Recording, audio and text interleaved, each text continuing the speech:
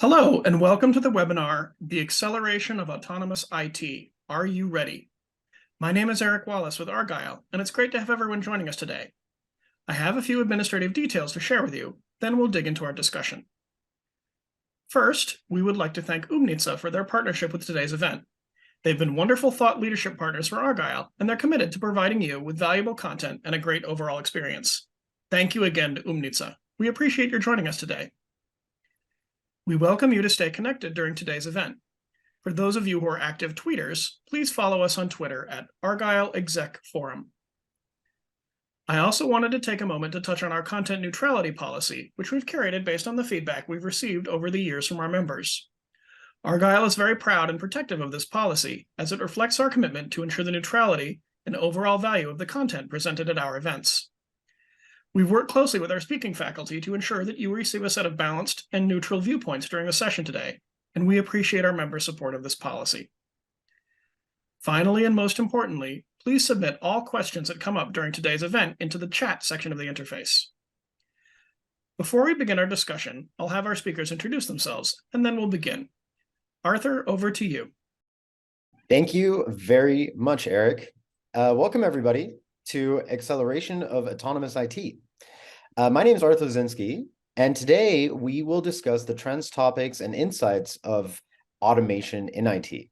And joining me today are three of the most exciting leaders that are experts in this field, and I have no doubt that this is going to be an incredibly exciting and insightful discussion. I really can't think of a better panel to join us. So without further ado, I'd like to introduce our panel. Dave Cappuccio is the former Gartner Vice President, Distinguished Analyst, and Chief of Research. Dave has a lifetime of experiences in all aspects of IT, from data center design and management to virtualization, cloud, and edge strategies. In 30 years with Gartner, Dave led many different teams, researching everything from infrastructure to DevOps and knowledge management to data centers and networking. He's also the creator and chairman of Gartner's Infrastructure, Operations, and Cloud Strategies Conference. It's great to have you joining us today, Dave. Yep. Also joining us is Mark Settle. Mark is a 7-time CIO, including many great companies that we all know and love, like Okta, BMC, Arrow Electronics. He's a 3-time CIO 100 winner and 2-time book author. His most recent book is The Truth from the Valley, a practical primer on IT management for the next decade. Mark serves as an advisory board member of several venture capital firms and personally advises multiple startup companies. 9 members of his prior management teams have gone on to become publicly company CIOs. So thank you, Mark, for joining us. Looking forward to it. And last but not least, Toby Eduardo Redshaw is a global technology innovator, executive, board member, and advisor. Toby's held senior executive roles at Verizon, American Express, Aviva, Motorola, and FedEx, and was recognized in InfoWorld as top CTO of 25 most influential IT leaders and top 50 global CIOs in Information Week. He's an active advisor to many early-stage firms and has lectured at Harvard Business School, Booth, and Kellogg, to only name a few. Currently, he is the CEO of Verus Advisory and venture partner at the Lake Nona Fund. Thank you all for joining. And my name is Arthur Zinski. I'm going to be your host today. And I'm going to start with you, Toby, as our kind of momentum here rolls into automation and IT.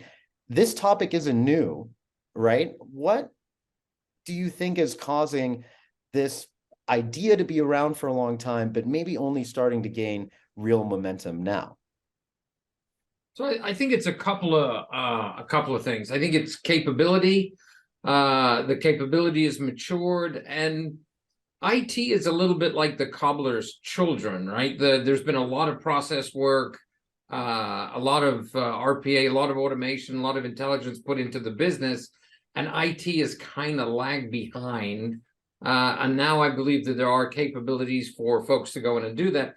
And then I think the second thing is it's become massively more important. And I think that's on the back of a couple of things, right? Every company realizes that IT spend now is strategic and you need to optimize that. So you need process and controls and information to be able to manage spend and manage assets. And then probably more important and more pressing is every company is looking at cyber risk and at the potential huge impact of that. And without really good process around things like access management and the controls around systems and systems assets, it's not just your perimeter, it's the interior of your the soft interior of your enterprise that is at deep risk. I mean, starting in April, the new SEC regs kick in, and every board has got to be able to speak to the cyber risks. I don't know a board that doesn't have an open audit item on access controls and the problems there. I think the cybersecurity thread, just to continue on that, when you think about some of the manual risks that come into this, and especially Mark, your role as CIO of many of these organizations, you've been in these board meetings, you've had these challenges Toby's talking about. How does that manual process impact a company's cybersecurity strategy? So, one of the things everybody likes to complain about is the size and complexity of their so-called information security tech stack. And if you look at all the surveys, everybody claims that even under current economic conditions, which are somewhat challenging, probably there's going to be budget money to buy more tools, going into this year as well. The problem you have with that tool stack is, you need people to be able to analyze the data and take action on the data that's coming out. Nobody really has a blank check to go and, probably staff up to the level that they'd like. And those people you talk to most people in the security operations center, they're terribly overworked. I mean, they get very frustrated, and we talk about burnout in general within IT staff, but I think if you went in and did a study and tried to quantify it, you'd see the burnout on the security teams is much higher. So, automation is really, when you think about it, it's a way to kind of like decomplex. I don't know, it's not a word, but look at that tech stack and take some of the complexity out of it. And then, the other part of automation I think we really do overlook is its contribution to the mental hygiene of your own staff. I don't care what job you're doing in IT, nobody likes to do repetitive, busy work. And, any set of tools or capabilities that you give them or initiatives that you will launch that will take away some of that busy work, I think that directly attacks some of the burnout and silent quitting kind of behaviors that we read about all the time. And now with some of these headwinds that companies are facing, I suppose it's only becoming more so, do more with less. You're not able to hire more staff potentially with these economic headwinds, and that does create challenges. And I suppose maybe this would be a good question for you, Dave, is when you think about these budgets being cut and CIOs are asked to do more with less, what do you think that impact has on IT's budget if these manual processes either can or cannot be automated? It's interesting. There's a couple of things going on here. I agree with what's already been said, but one of the big issues right now, I think, in most IT shops is the pace of change. Things are going much faster than they've ever gone, and to be honest, they're slower than they'll ever be. It's continuing to get faster and faster. And the other problem is that we can't hire staff to solve the problems. One of the biggest complaints I hear from CIOs today is that we've all embraced all these new things. We've embraced cloud first. We keep forgetting that all the old stuff is still around, and we've got all this complexity that continues to get worse and worse and worse. So the real problem is I can't hire more people to solve that complexity problem by doing things the way I've always done them. I've got to find some better way to do things. So when people talking about cutting budgets, they're not looking at cutting staff. They may look at optimizing things, doing things more efficiently, doing things better. In fact, freeing up my staff to do real work rather than repetitive work. So if I can use automation to solve that problem, even a small percentage, I'm improving my employee experience. I'm improving the business outcomes. I'm improving everything about the business. So it's I think the pace of change is what's driving everything. People cannot deal with the pace of change we're at, doing things the way we've always done things. So, Art, if you'll let me interrupt for a second.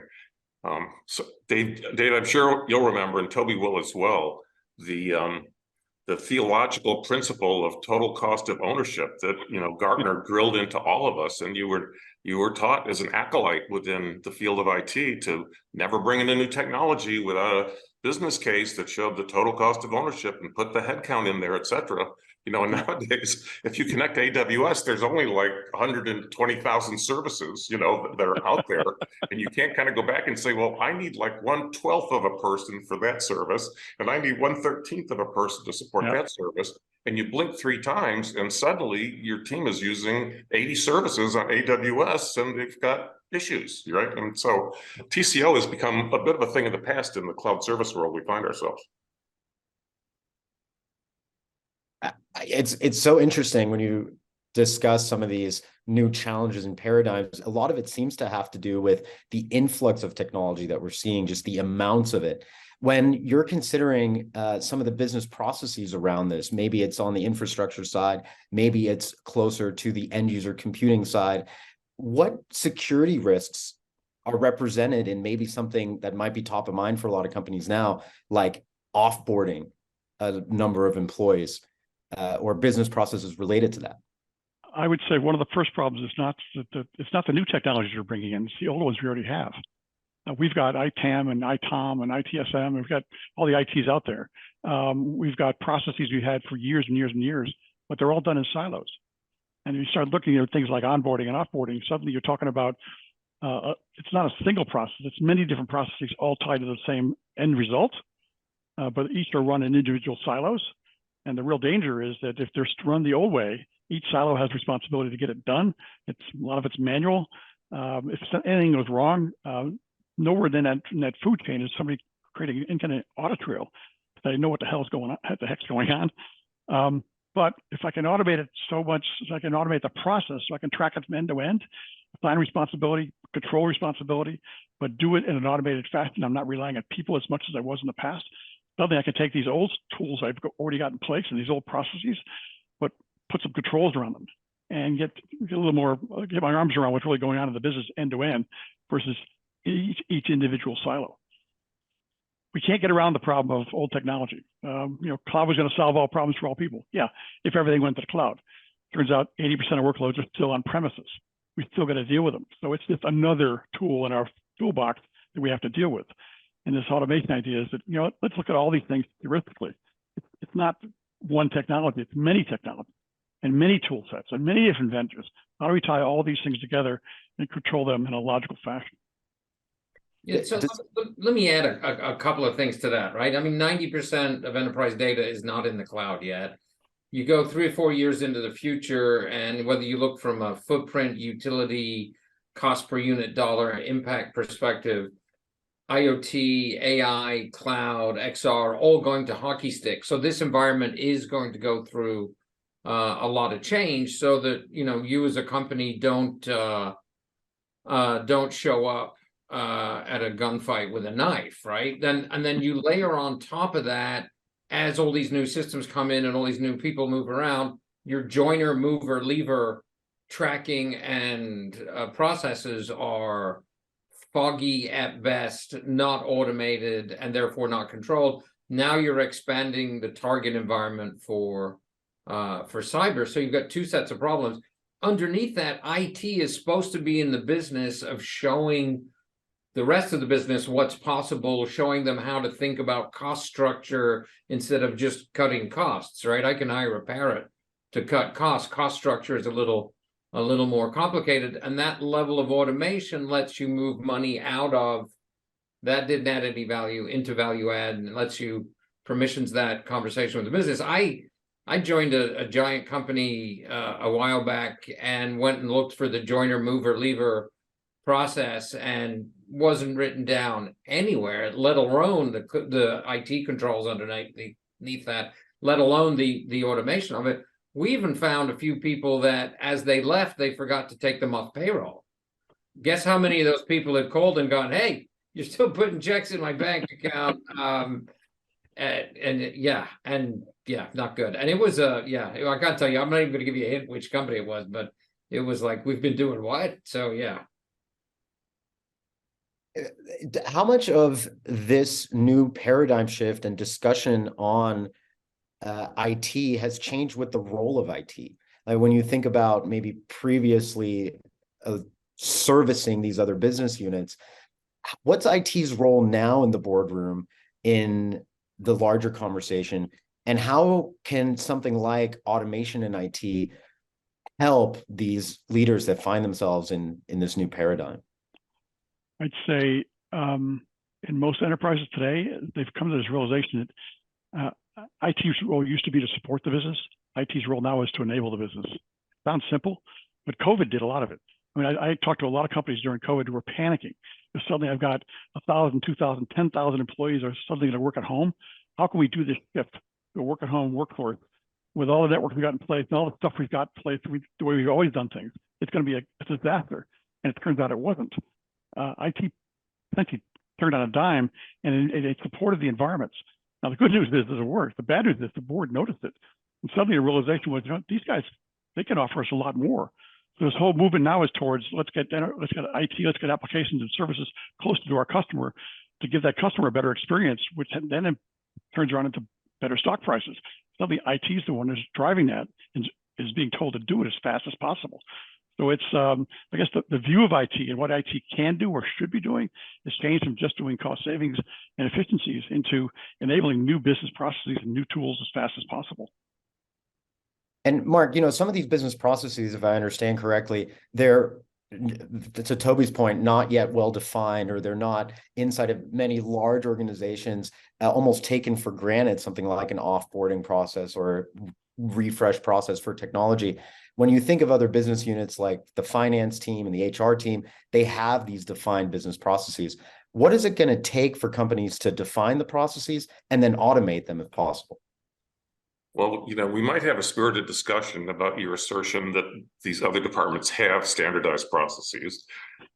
If we really looked at that, and we're kind of using the term automation pretty broadly here, and just to put some edge on it, there's sort of maybe three domains if you think about it. There's automation that occurs within the business, automating the supply chain or whatever. And yes, they're using IT tools. There's automation that occurs within IT. There's server admin functions and things that get automated, and then there's like the in-between case, the contact case that you're talking about, offboarding, where there's a process where there's a big piece of IT involvement, or a big component of it that's IT. And I know a couple of CIOs back in the Bay Area who took it on as kind of like a personal crusade to attack that last domain that I talked about. And the kind of the crusade they were launching, the way they talked about it was to reduce IT friction. And, whether we like to admit it or not, the vast majority of employees in the company, would not like to ever have to do anything with IT. It would just all magically happen in the background, and if they had a question of curiosity, they could come over and chat over coffee, but they don't really want to need IT. It's supposed to kind of magically happen. And, the CIO over at NVIDIA, his name slips my mind, she's a proponent of this, and there are others. And I think that that's a very fruitful kind of line of pursuit or investigation in terms of automation is, don't look at it from the point of view of, how can IT perform better, but look at it from this taking the friction out of the process, which will at the end of the day make it perform better, right? And whatever. But calling people together from HR and say, let's get in a conference room with 12 chalkboards and let's just start lining up this entire process end to end, and every role player and swim lane and contact point and artifact that needs to be generated and signature and system that gets touched and all that. But when you say, let's get together and find out how to take friction out of the process, I think you'll find more people to show up for the meetings. Your point is interesting, and I'd like to double click on it. Is the process automation and the process definition isn't just freeing up time for IT individuals to do their work better, but it's also creating more time for the rest of the business and the productivity of the business. Is that correct? Yes, and I'll share another anecdote that was shared with me from another CIO. He's got a big automation team, business process automation, well, mostly outside of IT. And so I said, well, I asked him a question. I said, well, how do you do a lot of like process re-engineering? Do you before you even start the project, do you tell people, hey, I'm not even going to send my Tiger team over there to like sort this thing out unless you're ready to get in that conference room and re-engineer? And he said, no, I don't do that. Which shocked me. He said, now if it gets to be a large, strategic, multifunctional thing, etc., he says, no, I don't do that at all. I just go in and tell people we're gonna automate this process, as best as we can. Maybe it's gonna go from 21 steps down to like 9 steps, or we're not gonna boil the ocean and come in here and say it's gonna like touch the button at one end and everything you want will come out at the other. So don't like overpromise what's going to happen. And he said, what happens, most of the people that are involved in the process actually have ideas about how it could work better. But again, they would dread the idea of Accenture or Deloitte, showing up and orchestrating a re-engineering workshop about their day-to-day jobs. But if you tell them, well, let's find a way to make your job easier, like let's go find some low-hanging steps that we can take out of the process. You have to find a much more energized audience for that kind of a conversation. And bringing the company along is so important in that change management process.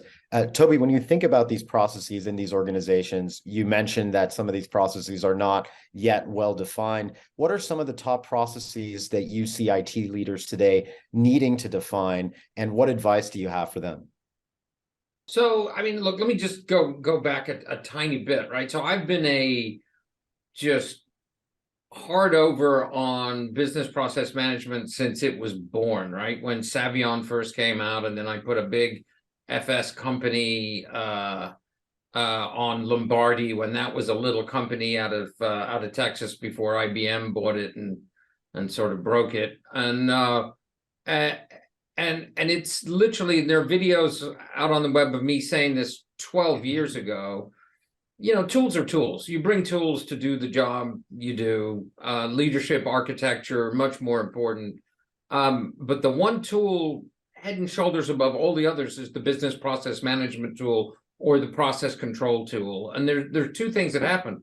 You sit down, engage with the business, and you figure out that in silos over years, well-intentioned managers have changed this and moved that and done that. And when you look at the end-to-end process, you're going, oh my goodness, we're doing that?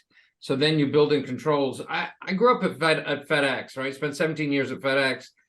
And the little secret behind the curtain is FedEx is a process company, right? You have primary, secondary, and quaternary. Yeah, that's the only company you grow up at and you learn that word. Quaternary controls on everything. Because if you're going to sort 8 million packages and promise that kind of delivery to customers and only missort 6, humans can't do that by themselves. They just generate errors. So you layer in, you have to understand the process, you have to instrument the process, and you have to drive the right remedial actions around that. But here's the beautiful secret, right? That high value, high service, wonderful customer experience output is also the low cost structure output because it has fewer defects and much less rework, and it's naturally more efficient and engineered. Inside IT, again, back to the stepchild, IT has grown leaps and bounds in complexity and tools and boxes. And I challenge you to find any company where they've got a director in charge of turning the old stuff off, right? It's 1 in 100. So they've got all the old stuff, they've got all the new stuff. The ability to go in and then to answer your question, to look at that process from a holistic perspective, look at assets, look at spend flows, and then look at execution processes and create that flywheel makes IT way more productive, way more reliable, better engaged by the business. And you can then have conversations with the business about how those tools have changed your business in supporting them. And it permissions you into this much better cycle with IT. So yeah, I think it might be one of the most fundamental things. When I first went to Amex as global CIO, I went off and talked to all the business leaders and go, hey, what's your biggest problem with IT? And I was thinking it's going to be revenue this or marketing that or cost structure this. Every single one of them said, you guys are out of control. Trying to get service out of you guys is, have you ever called your own help desk? It's a disaster. And the internal processes and the spaghetti that they built, you know, it's a big IT shop, 14,000 people, and it's a pretty IT intensive company, but that piece had just broken. So we started with the process controls and started to build that in. But back, you know, that's a dozen years ago. Back a dozen years ago, there weren't tools out there like there are today to really make that hum. So it was a little bit of heavy lifting. So Art, let me just hang on to that for a minute. So, you know, Please. if there are people joining us today, listening in. One of the things I've learned, and I'd be interested if Toby agrees with this, you know, perfection is the enemy of progress. And almost any one of these processes, I've been to engineering meetings where re-engineering meetings, and I think we're making progress. And like 5 minutes before the end of the hour, somebody says, well, what about the case when Bank of America submits an invoice from Czechoslovakia and they want payment made to Singapore, and the goods haven't been delivered yet to their depot in Reykjavik, Iceland? Like, and then everybody in the room looks at each other like, oh yeah, we didn't think about that. Well, let's meet again for another hour next week and talk about this some more. So my point here is, you know, you can do a lot. If you can automate 60% of the work, like that service desk, if you could take 60% of those and get it automated, huge progress. But if you sit down and say, oh, we're going to, like, nobody will ever be unhappy, and like, well, there'll be a gazillion buttons that the people at the desk can push that will automatically deliver the service or request or resolve the issue, you know, you might as well just go home and, you know, get a gun, you know, because I mean, it's just impossible. Totally agree. One of the biggest gaps at every IT shop I've ever been to is lack of really great program management people that will time box those things and then stand up and go, yeah, that's a really nice idea, but we're not going back to design, we're building now. So in the next phase, you can go and play with that if you want. Yeah. Or they just go, yeah, well, that's interesting, but it's going to affect 2 people on Earth, so we're not doing it. But it's that program management, time boxing, leadership thing where you've got to go after the, you know, sort of the Paretos on that. So yeah, 100%. I was on the Aetna campus once in New Jersey, the big insurance Aetna, and we went by this one building. They had 600 people that were manually servicing policies that were no longer being sold. They said, well, we could either go in and make IT changes to service those expired type policies, or we just hire 600 people and let them do it manually. It's actually cheaper for us to let the 600 people come to work every day. I mean, this is several years ago, but you get my point. At Aviva, the pensions paperwork, it was this giant stack of paperwork, went into a bin at the end of an office in Sheffield every Friday. And I go, well, where's it go? And they go, I don't know, it goes down to Reading somewhere. It'd be like going from Boston to Philly. And so I went down there and go, what do you guys do with that paperwork? Well, it comes in that bin and we put it there. And then on next Monday, we put it in that bin and someone comes and picks it up. And at some point in history, somebody had done something with all of that pension paperwork. And this is a multi-billion-dollar business because you're doing whole company pensions. And I said, well, how often do you lose the paperwork? And they go, about twice a year. So how do you know? Oh, about 3 months later, some really angry customers called us. Oh, But that's nobody's fault, right? It's things changed here and there, and there was no process, and there certainly wasn't any IT spend or asset management thing around it. It's just modern IT should do that, and then they should do it to the business also. well, and then of course, multiple things. One is, of course, there's no shortage of things to automate in IT. There will always be processes. And then also the tools are now becoming more sophisticated, and the ability to make the change management on the fly without having to bring in a ton of customization. Dave, you and your team have done a ton of research on this. You've created a lot of categories over your years at Gartner. One of the most recent ones that we saw an inaugural edition in was this idea of digital platform conductor tools, or DPC. Can you tell us a little bit about how you see that category and this automation in IT framework that you and your colleagues created and are creating Gartner. How does that flow into this? Sure. Not one of the buzzwords that just rolls off your tongue, by the way, but that's a different issue. But it came out of this idea that we were tracking the IT infrastructure management space for years. So there were folks who were looking at, DPIM, digital infrastructure or management, looking at ITSM, ITOM, ITAM. There's a tons of different tools doing, specific little verticals within IT to manage them. And some were really good, some were so-so, some were really old, some were new. But every time we talked to customers about what they were doing next, it was an additive thing. They kept adding more and more tools on top of the toolkit. And when we sit down with groups of them and ask, in a perfect world, what would you like? It really was that I want to throw everything out with the bathwater and start again. It was, I need something to help me tie the pieces of the puzzle together. And this idea of DPC tools came out of that. There was a term we used early on, we called it HDIM, hybrid digital infrastructure management, which is how do you take and at least get a view of all the stuff that's going on, no matter where it is, whether it's cloud-based or on premises or remote or wherever, and tie together the normal ITSM tools. And out of that came this idea that, what you really need is not new tools necessarily. You need an ability to take inputs from those different tools and categorize or collect those inputs and then do something productive with it. Automation or monitoring or reporting or whatever. Essentially, use those tools to create an environment where you can actually manage the overall infrastructure more efficiently, not just the individual vertical silos.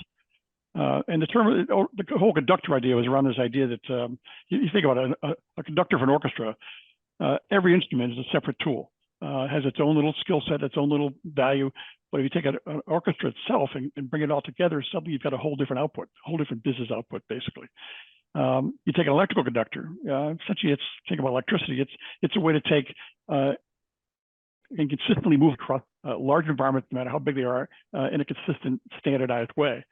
And if you look at train conductors, say, his role is to take a lot of different cars, different tools, different workloads, and all tie them together using consistent processes, consistent methodologies, whatever. So the idea about a conductor tool was something that would take a look at all these different IT processes and pull the information in that was needed, feed information to other ones, essentially create an environment where you could create levels of automation that are more broadly focused rather than just vertically focused. It's research just beginning. They've done maybe 3 or 4 reports on it so far. When I left the company, it had just taken off. And what's so interesting about what you're saying is it is mimicking kind of Toby and Mark mentioning that these processes, they are now moving across multiple silos. Yeah. So you have these existing systems, you have the data, and you're running these processes in these verticalized silos. It sounds like the research that you and your colleagues were and them now are putting out is around how to last few years run the process horizontally across. And I think that is kind of the underlying focus of automation is being able to interface with those various systems and run those processes across. And maybe, Toby, when you think about how technology has evolved, what is allowing us to do this today where processes like this have existed? What are some of the changes that give us the opportunity to do this now? So, I mean, there's sort of been a 3-level tectonic shift, right? And that's a geological term for people who have PhDs in geology and geological sciences. Mark has one of those. And so the tectonic shifts kind of went like this, right? We're going to do middleware. You go all the way back to the web methods era.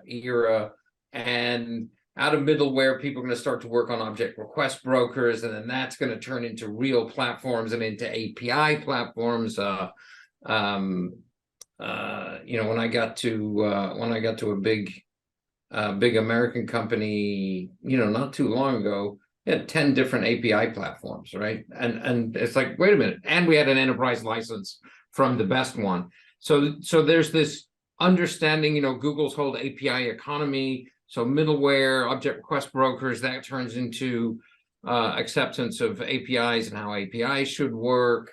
And then over time, it's like, okay, so we can solve a lot of the integration complexity with these tools. Things become containerized, things become service-based. The whole SOA web services wave of changes that started, about 20 years ago. And that kind of gives IT this sort of foundational structural ability to look at connecting all of these weird components underneath and looking at a process layer, right? It's sort of a natural thing. I had an investment in an EII company in the early days with Kleiner Perkins in the early days of middleware, and it was fantastic, but you could only sell it to people who had fantastic middleware, which was 30 companies on earth. And we kind of went, oh, yeah, we invested in that a little bit too soon. So now the time, that whole tectonic story is about the time is really right? Business people would go, well, why didn't you do this 20 years ago? The intellectual systems process maturity was just not there. Now all of these components have come together, and there are vendors now that will sell you a set of systems that will look at that extended environment from spend to asset management to process and let you go and harvest that. And to your customers, it's like the FedEx story, right? It's better output, cleaner, fewer defects, controlled processes that have less human touch and more automation and more quality. And at the same time, you auto-magically get better cost structure, right? So I wasn't the smartest guy in business school, but better output and better cost structure, that sounds like a pretty good combo. We're definitely sure you did great in business school, Toby. I'm sure your peers will vouch for you. But it is interesting. You're talking about some of these bigger organizations, and some of these organizations, they start smaller and they get big relatively quickly. Mark, you've been part of many of those names and has served as an executive on those companies. And you do a great job of outlining this in your book, but maybe for our listeners and our viewers, can you tell us a little bit about how you think companies that are in this growth phase, companies that go in hyper growth mode, how important is this automation, and what advice do you have for them? So yeah, that's a great question. It's a kind of a fun question. When you're in the hyper growth companies, you really outgrow your processes. I mean, and the classic example of this is CPQ. So any kind of B2B software company that's selling its software service to other businesses in a B2B kind of model, that's growing rapidly over time, needs to put in place a process for configuration, pricing, and quoting that it can use to sell its services. And what I tell CIOs that are in those kind of companies, don't ever say the CPQ project is going to end, like in 6 months, because your customer base, the functionality of your product, the geography of that customer base, the size of the companies that'll be buying the product, that will all change. They will have different requirements. And to say like, oh, we finished CPQ, let's move on to something else, you're fooling yourself. And frankly, if you're that CIO and you go back for like the third time and say, oh, guess what, we're going to start phase 3, and you didn't warn the CFO, and we started phase 1 that was never going to end, your credibility is going to shot. So I think you just have to be much more conscious of, even, let's take the offboarding process. If you got 200 people, offboarding 200 people, and when you're based in San Francisco, is completely different than having a 2,000 person company operating in 5 geographies, right? And offboarding contract employees and temporary employees and student interns and everybody else that gets to play with all your tools and services inside the company. So that's, I think, you just have to guard against people thinking that, we solved the problem, this is the ultimate solution, this is the only right way this should ever be done. You're really, in reality, you're kind of band-aiding process in those kind of companies and hope that you get some return on the investment of time and sweat equity, for maybe 6 to 18 month period if you're lucky. And I appreciate you mentioning how difficult the offboarding process can be and how much manual effort it requires when you think about taking access away from AWS as an example, production servers, the actual physical technology, all the digital technology, all of that being stuck in these silos that we discussed. What are the implications of that for larger organizations, especially now with these massive layoffs we're seeing, the change in the economy, the threat of bad actors? How should IT teams be thinking about offboarding specifically, and maybe more specifically, automation around offboarding? You asking me? I mean, You Anyone talking who'd to like me? to answer. let me step in, Mark. I think one of the things that the companies are beginning to look at or realize is that it's not, the offboarding process is interesting. How do I let people go the right way? You know, based on region, based on geography. I mean, offboarding in Germany is a whole lot different than offboarding in the US. But it's not just the offboarding process. The real problem IT's got is the reuse product problem. I offboard people. They're using assets which I can reuse somewhere else. They're using cloud services which I should be using somewhere else. In many cases, what happens is they get offboarded, and the license for that cloud service has been signed up in bulk for X number of employees. Nobody's looking at how much is actually being used versus how much is actually being paid for. And when you start offloading people, especially in mass, you suddenly got a lot of resources which potentially could be reused and are not being used. So there's a whole inherent cost there to the company that's happening because you're not paying attention. So some of these processes really got to start revolving around that. How do I reallocate not only a PC and phones and everything else, but how I reallocate software licenses and data location and data uses and data security, a whole bunch of things that have to be done that put both the offboarding and the onboarding process, tying them together. So it introduces a whole level of, I think, the complexity environments today introduces a whole new level of complexity when it comes just doing what were considered simple tasks in the past. And most companies that I've talked to, because they're stuck in these vertical silos, vertical processes, I know how to do my process. I'm good at it. Go away. Don't bother me. We've been doing this for years. Well, when you start tying all the pieces of the puzzle together, suddenly that one little process, maybe the way you're doing it, is causing a problem up the chain that you don't even know about, and frankly, you don't care about because it's not your process. I need to get my arms around the entire thing. And if I don't, I'm essentially putting the company at risk. So wait, Toby, you weigh in on this, but here's another gotcha, which you'll run into. We show up with our American hubris in Paris, and we tell the French subsidiary of the company, here's how we want you to offboard employees, and they'll say, that's very nice. Why don't you just go get a coffee, okay? Or like you basically have absolutely no understanding of how we run this subsidiary, and the first time you try to instill them with your wisdom, they might be polite enough, but if you try it 2 or 3 times, they'll pretty much tar and feather you and run you out to the airport and kind of get you out of their way, because everything you just said is completely irrelevant to them, whether it's irrelevant in fact, or in the parochialism of their thinking about the effectiveness of American business. Either way, Toby, I'm sure you've dealt with this, Yeah. right? So, I mean, we even companies that had been in international for a long time, you still get that headquarters sort of ignorant approach. We let 500 people go in a distribution center in Germany as I was ending my my time at Motorola about 16 years ago. I checked in 2 years after we did that. They're still all on payroll because they didn't talk to the workers' council, and it's not that they did something terrible. They just didn't know the process. Yeah. In the early days, I had to build a dispatch system for FedEx for Japan, and they said, well, just use the one we use in Canada. That's international. And they go, well, let me show you what addresses look like in Japan. And oh, look, that just won't fit. So there's a lot of that.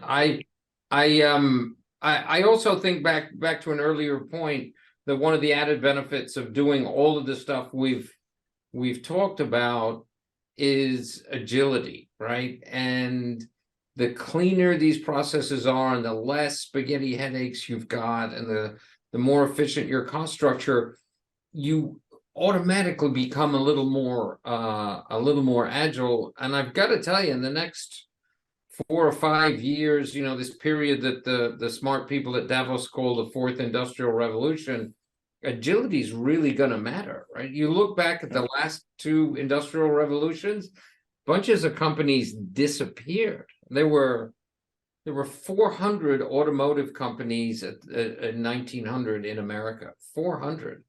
By 1920, 80% of the market belonged to 3, and I think there were 40 companies left, most of them on their way to death. And that was through some very simple mechanical production line type improvements, and happened really, really quickly. If you think about that time frame, you think about all those other tools that I mentioned earlier that are accelerating. How quickly can your company go from being robust and vibrant to, oh, didn't see that coming?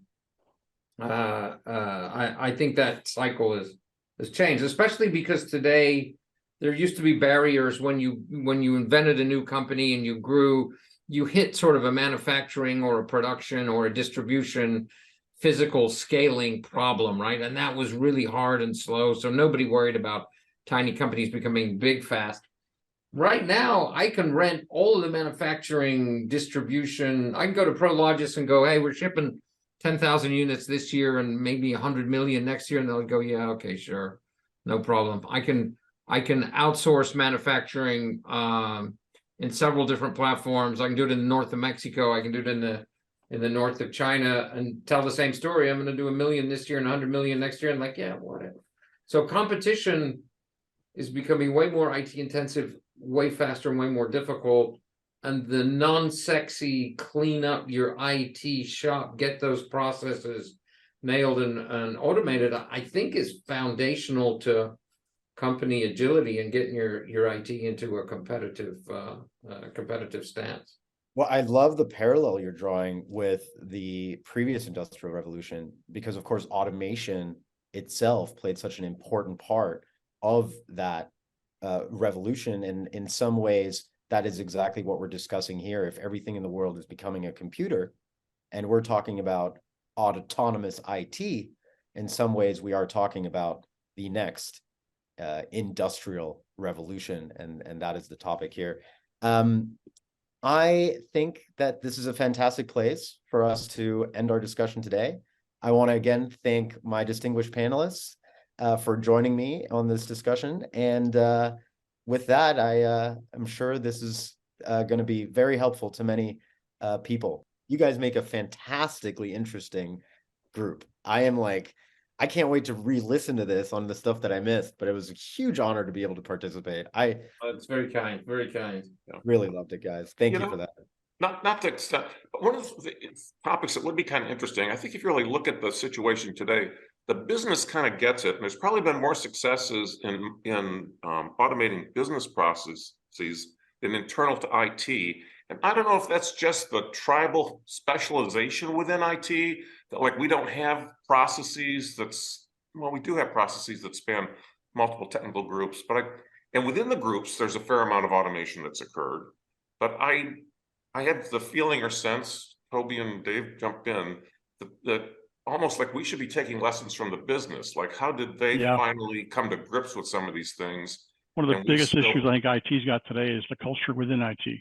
Exactly. You've got a culture of people who started in IT when IT was new, the 60s, 70s, 80s, and they're used to doing things the way they've always done things because, well, that's what works for IT. Right. And then you get the newbies who to them, things like Kubernetes is a piece of cake.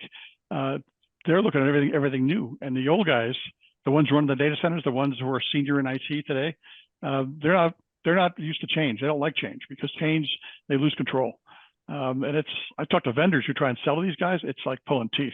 Yeah, I think you're exactly right. I think it's a historical, sociological leadership problem where most IT shops aren't really great.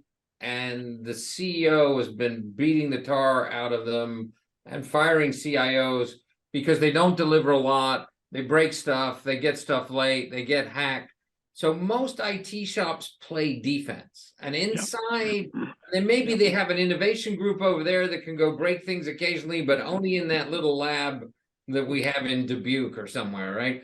And then so they are continually beaten up on stoplight charts for action versus plan, and why are you late, and oh, you've always got reasons, and so it's a really negative environment. And within that environment, IT people go, I'm really good at this. I've been doing this for 3 or 4 years. I don't want anybody to change that, and I will make up reasons why that automation stuff shouldn't be done.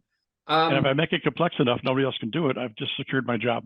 Yeah, exactly. And then, oh, wait, and I'm going to be at risk. And again, that's a leadership thing.